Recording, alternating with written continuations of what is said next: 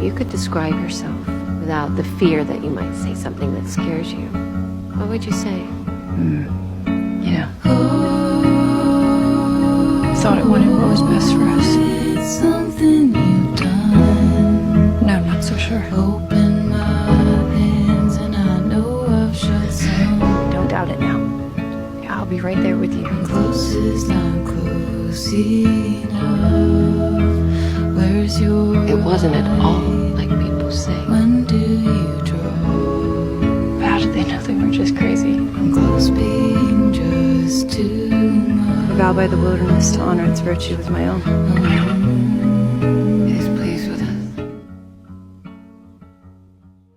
The investigation into the cause of the accident remains preliminary. The crash site was over 600 miles. 1996, a high school girls soccer team from Muskega High School was on their way to nationals.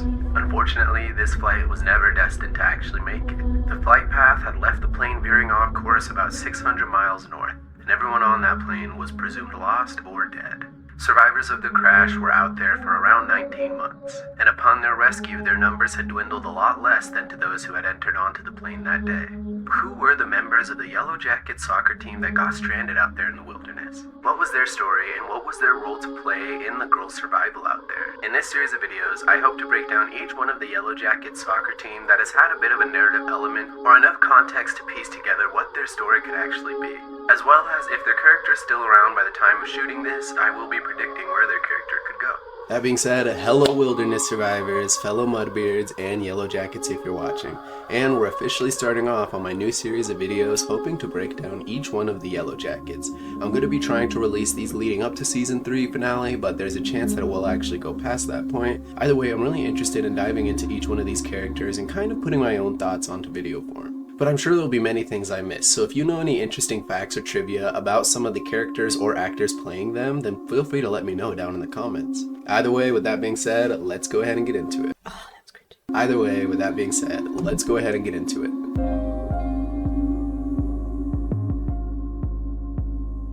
Before we keep going, I wanted to go ahead and remind you guys that if you did enjoy that opening edit, it would really mean a lot if you went and showed love to the actual creator. Akabs absolutely kills it at every single edit she does, so again, please show some love. And she's been a long time avid fan of the series. So again, feel free to show them some love. For today's character breakdown, I want to go ahead and cover one of the characters who was originally my fan favorite of the series. Lottie Matthews is brilliantly played by both Courtney Eaton and Simone Kessel. Interestingly enough, Courtney Eaton had advocated for whoever was casted as the adult version to share the same sort of ethnic background as Lottie, being part Asian and part Islander. And of course, as we all know, they both knock it out of the park. And while I do have some thoughts for where the character has gone so far, I'll kind of save that for towards the end. That being said, let's get into it. See, Lottie's character arguably had the fastest transition into what we saw at the beginning of the series, i.e. the cannibalistic cult being formed. And the reason I say the fastest transition is because even though throughout the series we have characters like Shauna, who has slowly devolved into this sort of villain character, or Ty, who is bouncing back and forth between what personality reigns control, Lottie is a character whose transformation we see play out within the very first season. And I'd argue it's one of the most authentic parts of the entire story. But why was she my favorite character, and why did that switch over to Mari? For those who watch the channel, you probably already know, but for those who don't, when it comes to storytelling, I tend to more often attach myself to characters who are either on the sidelines and or doomed to eventually have a horrible fate. And when the series first dropped, one of my first things I tried to figure out was who could end up being Pit Girl. My mind was constantly fluctuating back and forth between it being Mari and it being Lottie. But throughout the first season, we actually didn't get to see too much of Mari as opposed to Lottie, who we could see a whole dynamic range of her character. And seeing how she started to listen to the wilderness and see what it had to say, my mind led to the fact that she could eventually become this Antler Queen and eventually get kicked out or booted out and hunted down by the girls, sort of betrayed and setting up her own failure. And as the season progressed, I was steadfast with this theory. Even when the first season ended and someone on the phone had mentioned who was Lottie Matthews, I immediately tried to convince myself that someone was just taking her identity. But of course I stood corrected once season 2 came around because the adult version of Lottie was revealed. See, Lottie's story is an interesting one because throughout the show, she's one of the first characters to give us clues or hints to the supernatural elements of the show, with a lot of theorists being unable to argue the coincidences of Lottie's prophetic visions. See, we witness a flashback of Lottie as a kid screaming in the car with her parents right before an accident would have taken place right in front of them. And as soon as they were free of this accident, Lottie went back to being calm. Her parents both had an alternate divide on what this could have been, but we see by the time episode 1 rolls around and she's officially in high school that Lottie is sort of living an isolated life, and not by choice. Given her parents' financial status and one of the opening shots of her character, it's obvious to see that she was somewhat emotionally neglected by her family. Throughout the pre-crash scenes, we see that Lottie is a little bit reserved and maybe voices her opinion in a very timid way, and we can tell that she really does have a kind heart. However, we notice that as she spends time out in the wilderness, she starts to speak more and more, finding her strength through the wilderness. And I can't really argue too much with her there because those same prophetic visions seem to keep occurring while she was out there in the wilderness, whether it be with her screaming right before the window busted open, or with the vision of Laura Lee having an explosion show up behind her head, which could be argued, but the same vision leads to showing us her wandering through the tunnels in the same exact location where her fate inevitably leads her. Let alone the fact that before Ty took a group for an expedition, she had warned them of several things that happened to take place while they were out there. And throughout the series, we've gotten more and more indicators of Lottie's connection to the wilderness and these seemingly coincidental supernatural occurrences that keep happening around her. And while other supernatural elements could be argued in the show, the coincidental nature of a lot of her visions are just a little bit too hard to argue with. But unfortunately for Lottie, while she found strength in these visions, in these voices, in whatever the wilderness was trying to speak through her, eventually in season 2, we see that she loses this ability. Now, on the trauma side of the spectrum, mental illness isn't always a consistent thing, and different environmental elements and circumstantial changes can actually affect how heavily certain mental illnesses or diseases could be prevalent. But I'm by no means a doctor, so there could be a million reasons why she maybe have stopped if the series doesn't have any supernatural elements. If the series does have supernatural elements, however, it's very obvious the wilderness had stopped talking to her and started communicating a lot more with the other survivors out there. Primarily, we can see a stronger connection in both Travis and Aquila, but we'll get into those characters on another video. Point is, by the beginning of season 3, Lottie had eventually subjected herself to sort of just being the group therapist. And while I'm sure she still physically provided in all the ways that were necessary, you could tell that being able to support the girls emotionally or mentally was really important to her. She took this job upon herself simply because of her own history seeing therapists. And we quickly come to realize that this is not the job she truly wants. See, eventually she gets to the point where after consuming Coach Ben, she starts to hear the wilderness again. And you can tell she's absolutely elated to finally have that connection back. This of course leads the girls to doing a ritualistic ceremonial dance, coincidentally right before some hikers show up. This is where we get one of the most interesting parallels for her character.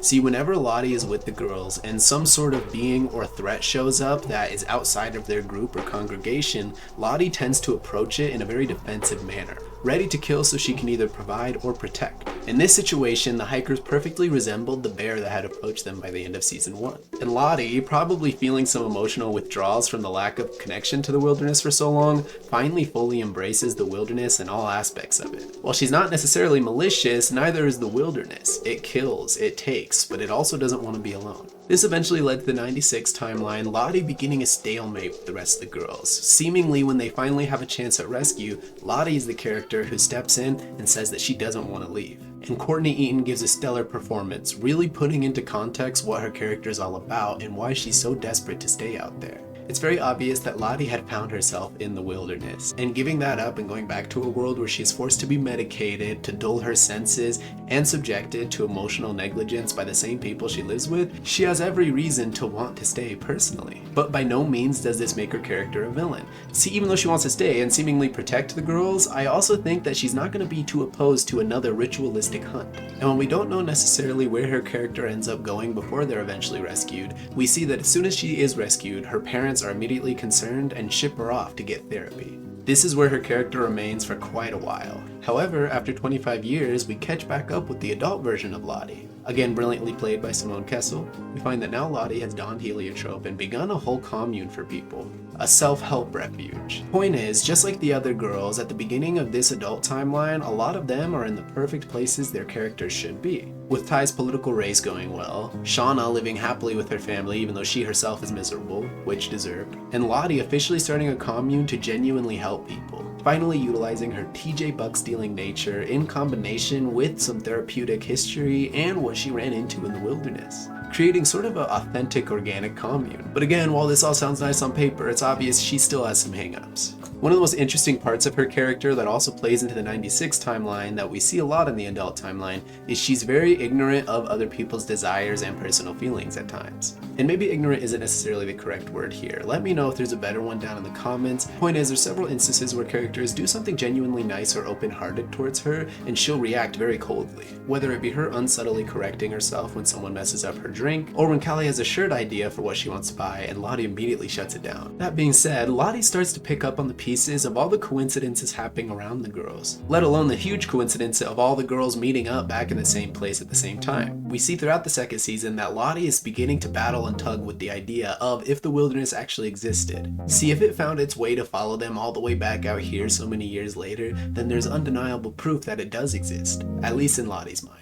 And it's amazing to see Simone tuggle with this back and forth war and what she believes. However, eventually, just like the 96 timeline, she does succumb to her more violent cult-like nature. Originally even proposing they all just spin a couple drink glasses just to get someone out of the way and sacrifice someone to the wilderness. But when someone suggests an actual hunt like the old days, she's all for it. Her mental health becomes a huge plot point throughout the show, and you can tell that the girls are very much trying to be considerate for how their actions can actually affect her. Interestingly enough, if you do think about it, a lot of the girls put this profit sort of nature on her in season 2 without her even asking. Her even being shocked and surprised by some of the actions in 96, like the very first hunt, which she obviously did not intend to happen. Point is, their time out in the wilderness eventually devolved all these characters into such interesting and worse versions of who they could have become. And seeing Lottie's character go through her entire journey with the wilderness was really interesting to see. Unfortunately, I can't really touch on how her story really ends because we don't really have the full context of why. As of right now, season 3 is not finished airing, so I'm sure answers will come very soon. However, there's a big mystery behind where her character ended up, and that was dead at the bottom of the same stairs she envisioned. And while there's a lot of debate for who could have done it, you could check out my court case vid for yourself to see.